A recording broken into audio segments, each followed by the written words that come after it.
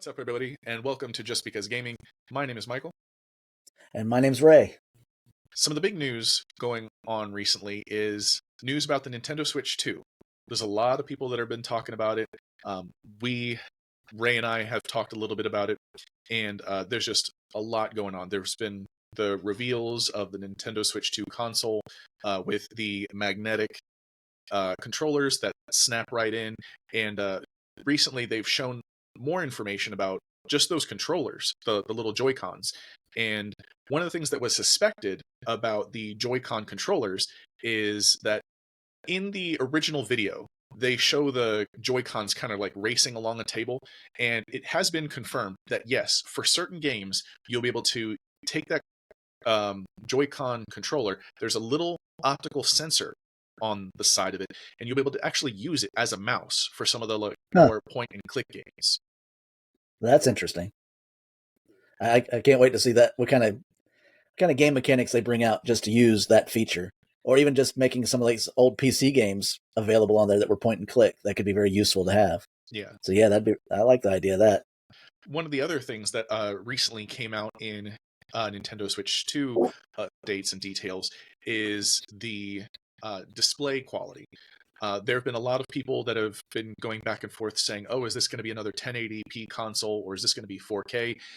And the answer is confusingly yes. Yes to both. So when it's undocked, when you have it in your hands, like if you're traveling or whatever, yes, that will be 1080. It'll be capped at 1080p. It is not an OLED screen. It's just a regular LED screen. And yes, it's capped at 1080p.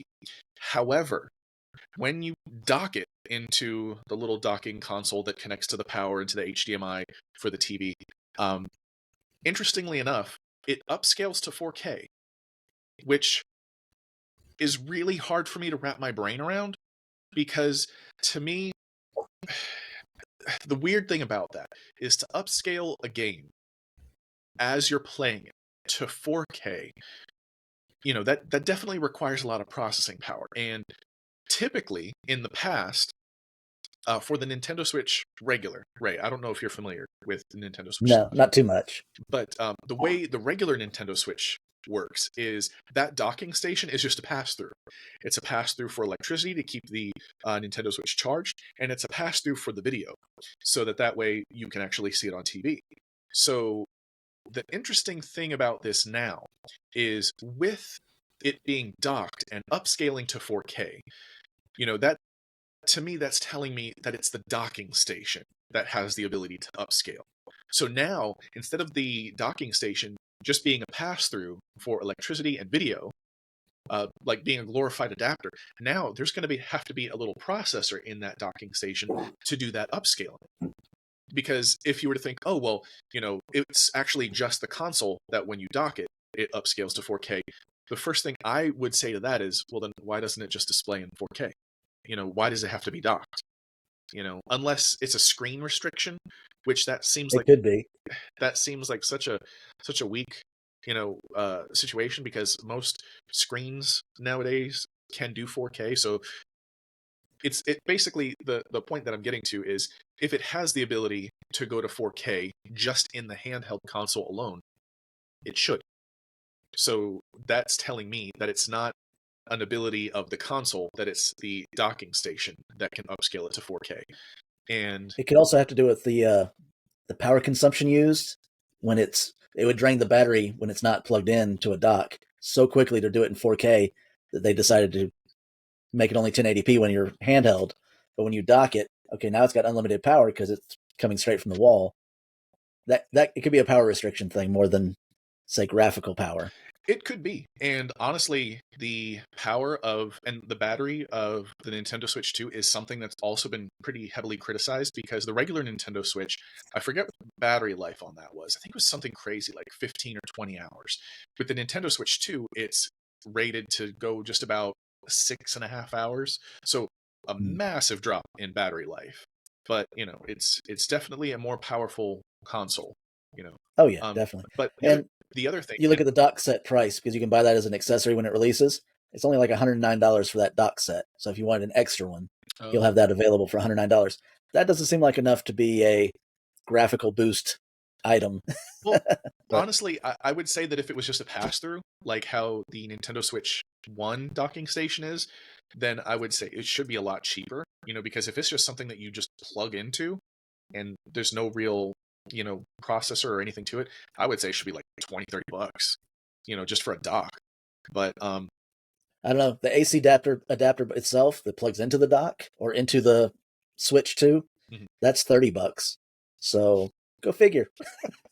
I It could swear, just be they're gouging us for the accessories, and yeah. that's where they're making most of their money. Yeah, totally. But another thing to mention is, again, more details that have been revealed is in the docking station for the Nintendo Switch 2. There's actually like a vent and a fan. So Hmm. I'm guessing, yeah, it definitely will run. Now, I don't know if this is the docking station that's running and it has a processor in there to upscale, or if it's venting the heat from the Nintendo Switch 2 console.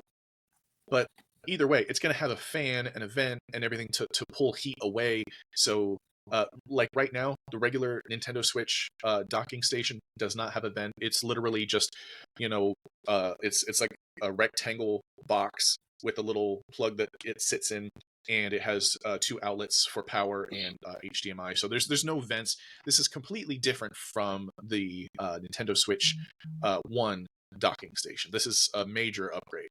So, Hmm. you know, I'm gonna assume I would have to do a lot of research into that docking station, and I don't know if the information's out.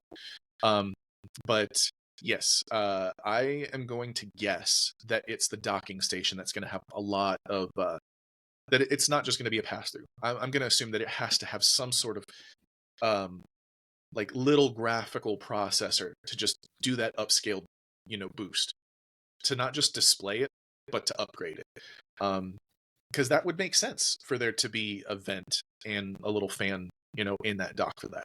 So I mean that's Right. my guess, but yeah, And I mean, the console itself should be able to do it because they're saying that it's going to be on par with the current generations, like your Xbox Series X and your PlayStation 5, as far as graphical power goes. So, since it's coming up, those can all do 4K. You would think that even handheld, it should be able to do the 4K. yeah, But but yeah, it's gonna be undocked. It's gonna be 120 frames per second at 1080.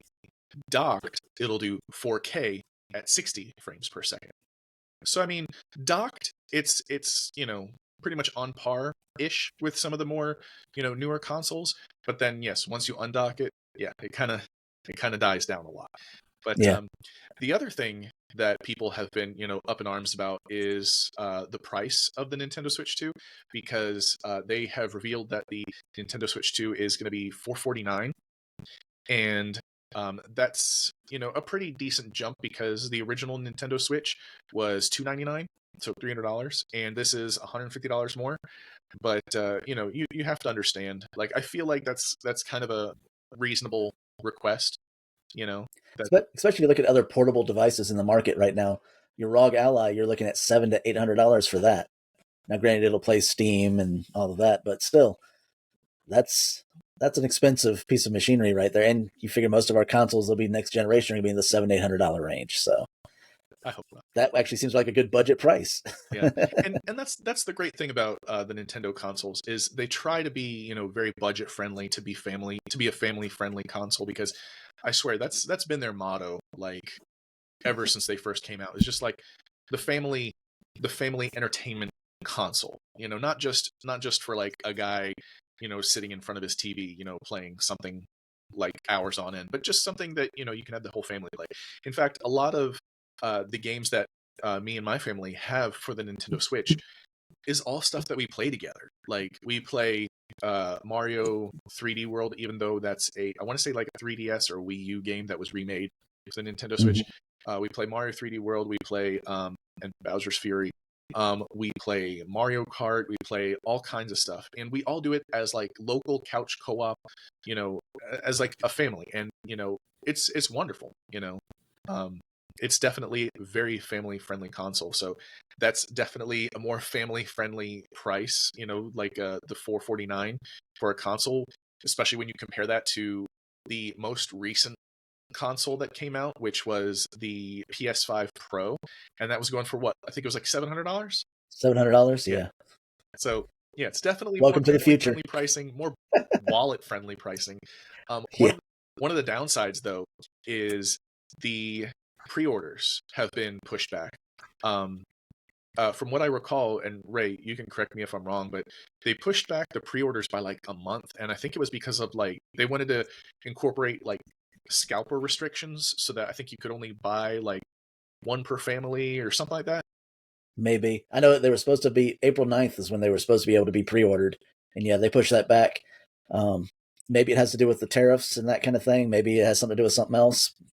As far as I know, they haven't changed the launch date. It's still June 5th. So Yeah, yeah. Actually, I just saw the pre-order window was pushed back essentially a whole month. From what I recently saw, the pre-order window is set to resume on May 8th. So all right. yeah, I mean, And I know they're releasing the two versions, the 449 that you said, mm, and then they're going to have a bundle with the Mario Kart game for 499, saving you about $30 because that game's going to be $80 to buy it by itself. But that's our show today. Thank you very much. all right, peace.